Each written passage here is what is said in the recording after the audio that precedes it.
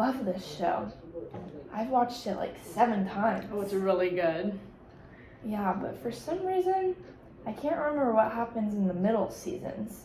I can only remember the beginning and the end. Can we switch this to an episode in like season 4? Oh yeah, for sure. But now I think about it, I can only really remember the beginning and the end too. I wonder why that is.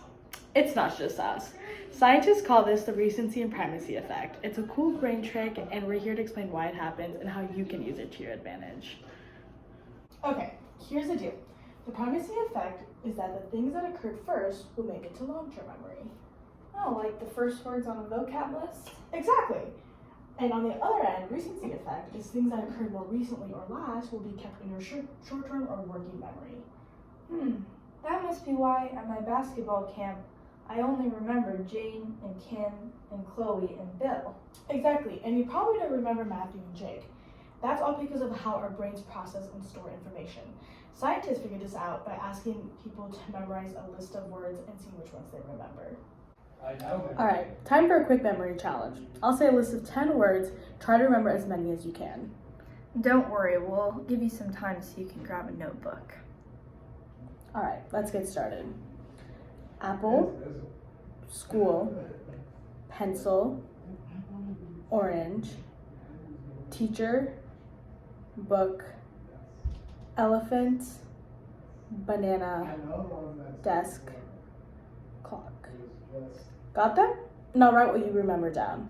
Pause the video if you need to.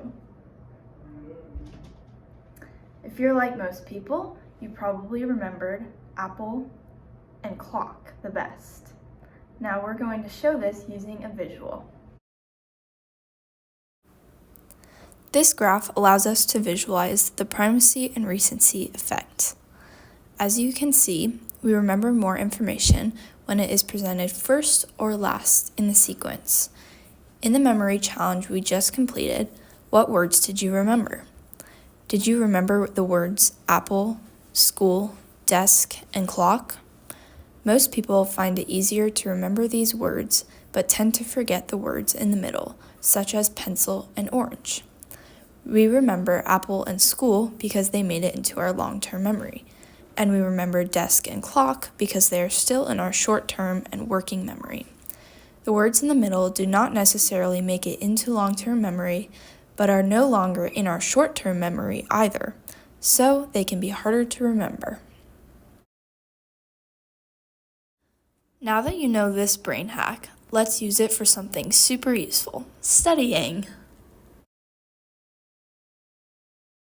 Tip 1. When studying, start with the hardest or most important topic first. Your brain is more likely to remember it because of the primacy effect.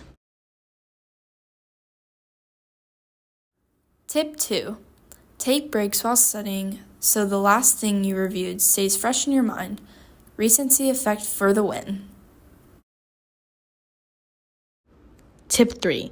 Use short study sessions and review your notes regularly so you can turn that middle info into something memorable too.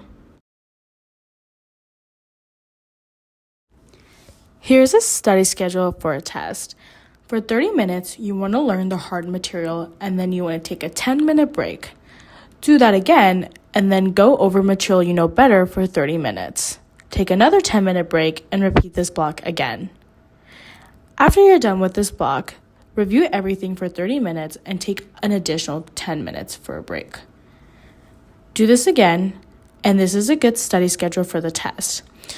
This study schedule takes primacy and recency effects into account. Starting with the hardest or most important topics first will take advantage of the primacy effect.